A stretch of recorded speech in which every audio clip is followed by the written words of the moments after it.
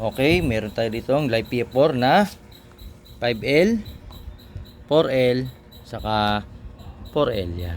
4L pare-parehas, no? Ngayon po, ito po is mga order ng customer. Pwede nyo na pong kuhain or ipalala mo sa inyong mga lugar.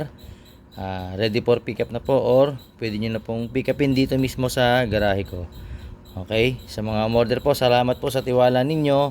And yun lang, sa mga gustong pagawa, PM nyo lang ako. At ito, yun nga lang, made to order tayo, no? Kasi hindi ko kayang gumawa ng bultuhan at medyo mahal po ang puhunan. Sa battery po kasi, true rated yung binibili. Then sa mga BMS, yung sa mga